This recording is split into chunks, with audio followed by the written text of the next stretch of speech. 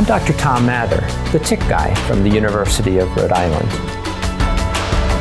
Take it from the tick guy, one little episode is all it takes to get a tick. So these are the Lone Star ticks. They're called the Lone Star tick really because of the female has on its back of its scutum a bright white spot, sort of a lone star, if you will.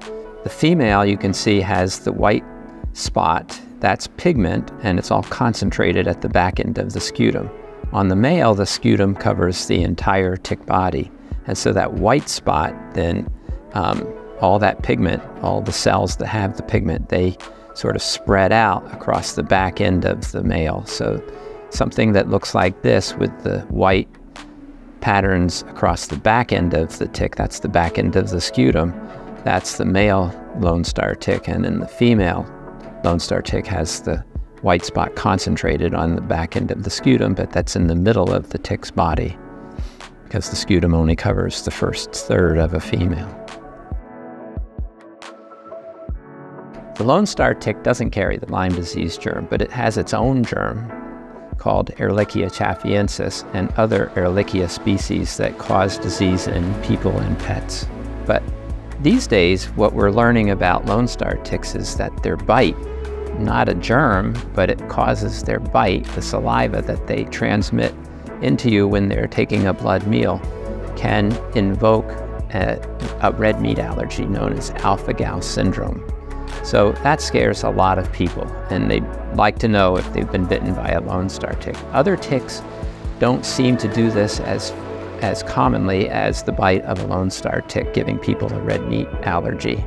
Now, that red meat allergy doesn't start right away after your first bite, but it can develop over the course of a month or 2 months or something like that, so that after you've been bitten by one of these ticks, if you're one of the unfortunate people that also then have developed an allergy to red meat, you'll start to see symptoms after you've had a meal that has either red meat or, in some cases, people that eat animal byproducts like even gelatin or something like that. And so that's a little bit scary, and no one really knows who's going to be allergic or not. It's a little like people with peanut allergies. You know, not everybody has a peanut allergy, but if you have it and it causes an anaphylaxis or something like that, it can be serious. So Lone Star ticks are dangerous for a couple of reasons. The germ that they transmit, Ehrlichia chaffiensis, as well as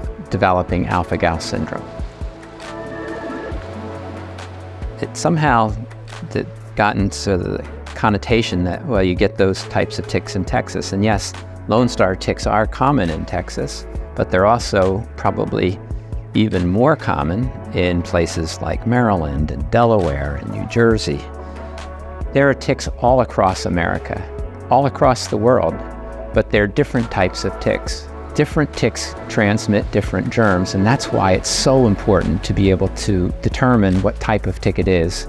You can know what risk you're at if you know what type of tick it is. We have resources on Tick Encounter that show types of ticks and where they might be found, but you can always take a clear picture of your tick and for free send it to Tick Spotters, and we'll identify it for you and tell you what germs that you might get from that tick. So different ticks transmit different germs. Make sure you know what type of tick that you've encountered.